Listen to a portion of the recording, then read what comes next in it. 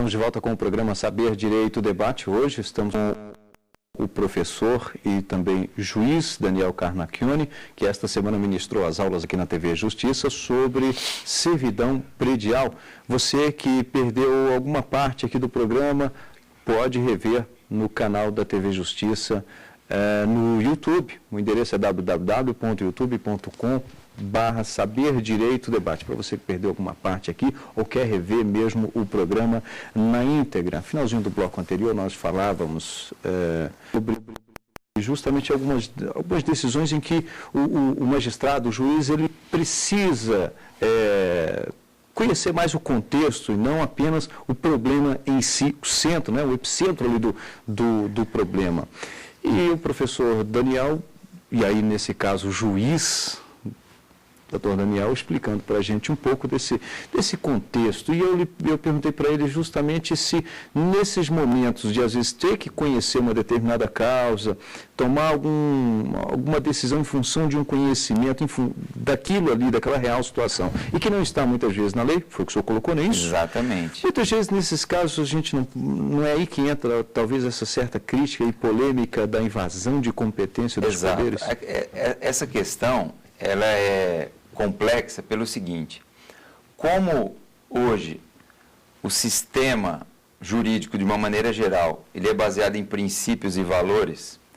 Então, por exemplo, a atividade do operador do direito, no caso do juiz, do intérprete, é muito mais intensa, muito mais substanciosa, ou seja, você tem um princípio geral e em cima daquilo ali você tem que levar aquilo para o caso concreto e adaptar o caso concreto, conformar o caso concreto àquele princípio.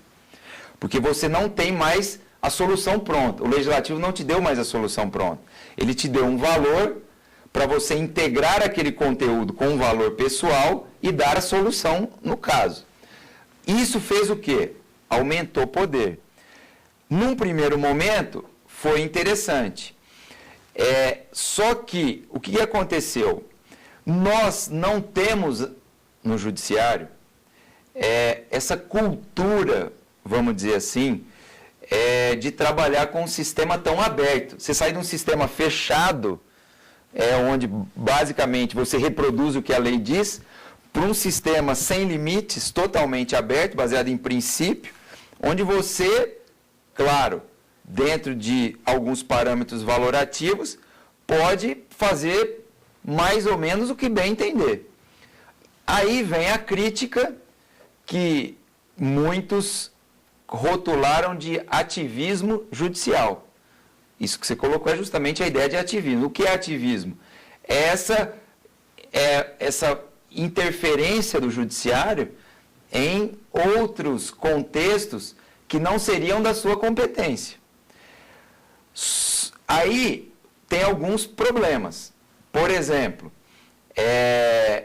o Supremo Tribunal Federal, ele entrou nessa onda ativista. E eu acho que está absolutamente correto. Por quê? Se nos deram poder para fazer valorações, vamos lá. Temos parâmetros, algumas bases de sustentação para isso? Temos. Mas a definição desses limites ainda não é muito clara. E por isso que vem essa tensão, esse conflito. Mas eu posso te dizer o seguinte, quem mais nos acusa de ativista, e aí o ativismo ele tem um rótulo positivo para quem entende que ele é uma boa, porque o judiciário tem que ser ativo, proativo mesmo, e também muitos o rotulam de forma pejorativa. Isso é ativismo. Tipo assim, como se fosse uma coisa ruim. Até hoje, ninguém conseguiu definir, sabe muito bem o que é ativismo. Simplesmente se fala em ativismo, mas não há uma definição, porque a base do ativismo não tem uma definição. Porque nós não sabemos hoje qual é ou quais são os nossos limites. Até onde nós podemos ir? Nós podemos chegar aonde? Por exemplo, pode o Supremo Tribunal Federal, como já fez, fazer com que uma pessoa tenha preferência na ordem cronológica dos precatórios que a própria Constituição estabelece para receber antes que outros, vamos dizer assim, furar a fila, porque ela está numa doença, num estágio terminal. Veja que interessante. O que a lei fala, a Constituição fala? Que você tem que seguir aquela ordem de precatórios. Num determinado momento, o Supremo decidiu que, num caso interessante, se eu não me engano, se eu estiver equivocado, depois vocês até podem corrigir, mas eu acho que foi o ministro Eros Grau, que foi o relator. O que ele fez? Corretamente, com base em valores e princípios maiores, dignidade da pessoa humana, ele permitiu que aquela pessoa fizesse o quê? Para que ela não viesse a morrer, ela precisava do dinheiro, passasse na fila. Hoje o judiciário é o zero em vezeiro em ações judiciais para, por exemplo, essas questões que hoje está muito internações em UTI e tal, essa coisa toda.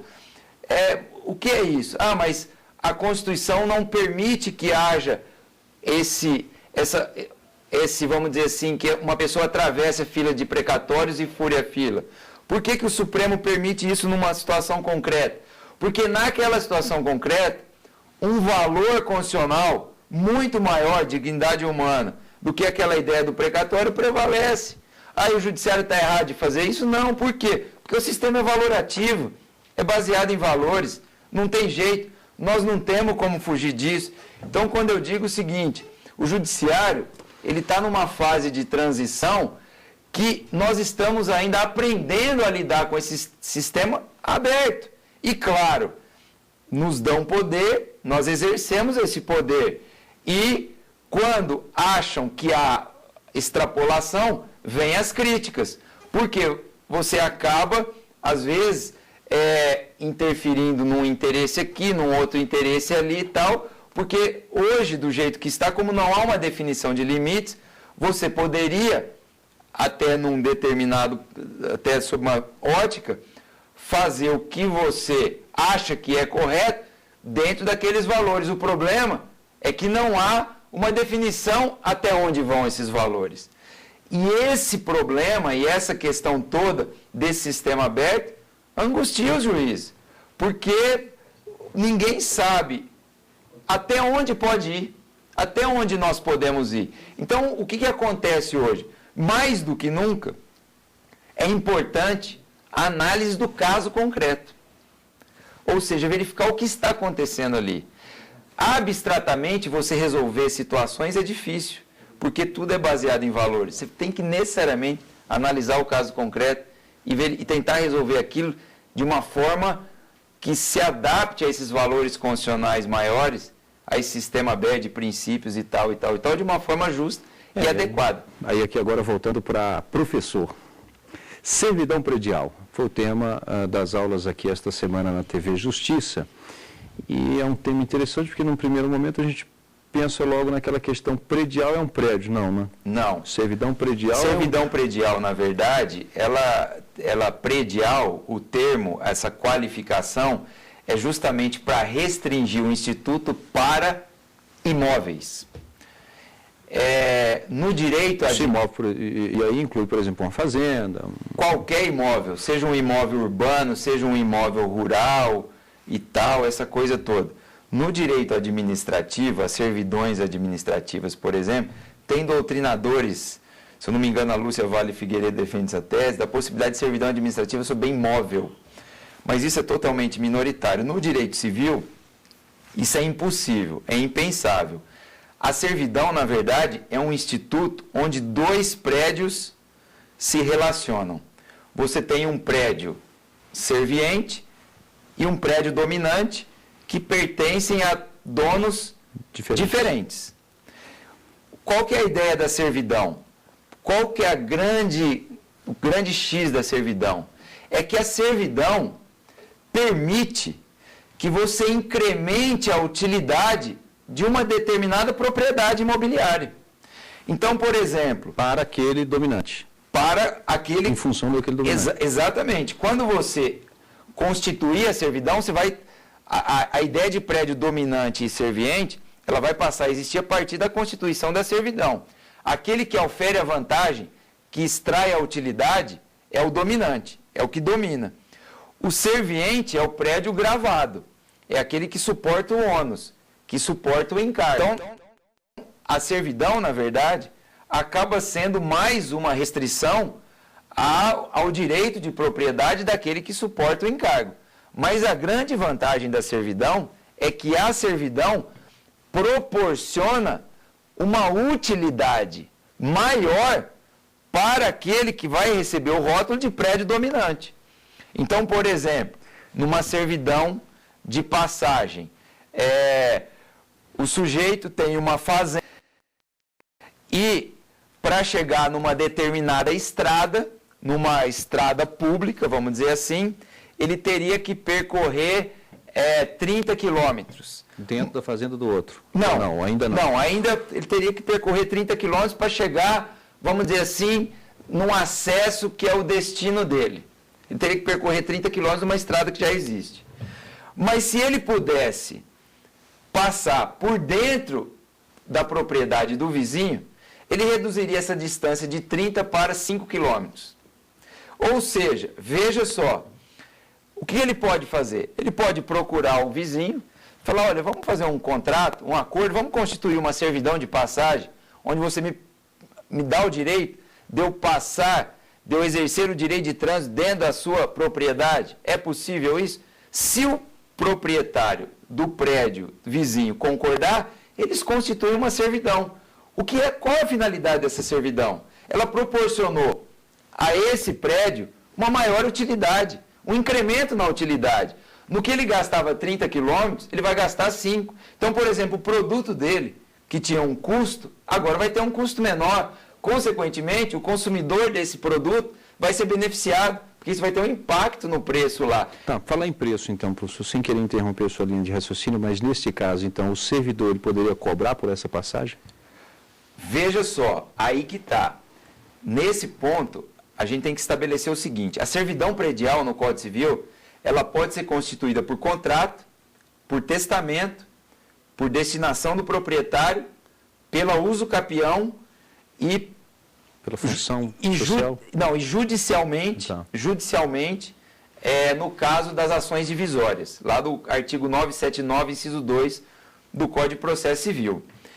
Então, vamos lá. Nesse caso aí, seria uma servidão constituída por contrato. O que é um contrato? Um acordo de vontades. Nós chegamos aqui, eu quero passar na sua propriedade e tal, posso e tal, pode. Essa servidão, por acordo, você, no caso, que vai me ceder o direito de passar dentro da sua propriedade, pode cobrar por ela? Pode. Aliás, o normal é cobrar. A servidão por contrato normalmente é onerosa. Eu vendo o direito de passagem para você. Eu vou gravar meu prédio, vou inserir nele uma restrição, mas vou receber por isso. Agora, nada impede que você aceite constituir a servidão de forma gratuita, sem nenhum problema. Sim. Teremos uma servidão da mesma forma.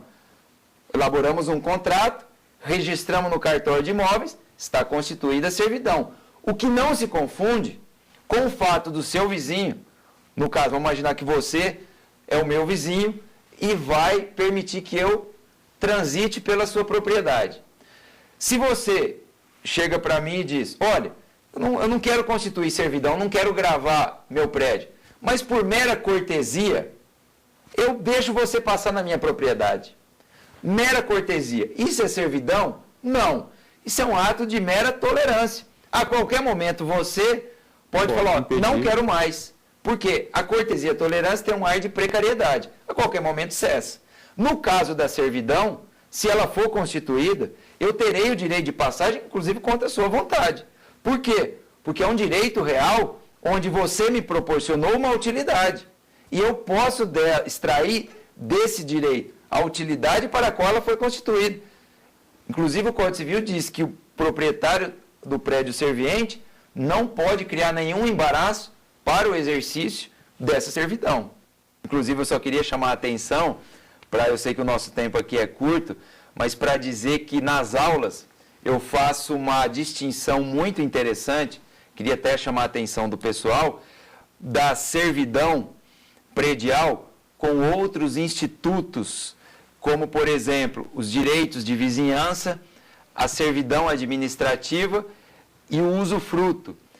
Por que eu estou chamando a atenção? Porque a servidão administrativa não deixa de ser um tipo de servidão, os direitos de vizinhança são impropriamente, de forma equivocada, denominados de servidão legal, não há servidão legal, salvo uma hipótese que eu comento na aula também, e uma outra situação que é o usufruto, que muitos chamam de servidão pessoal, que também não tem nada a ver com servidão.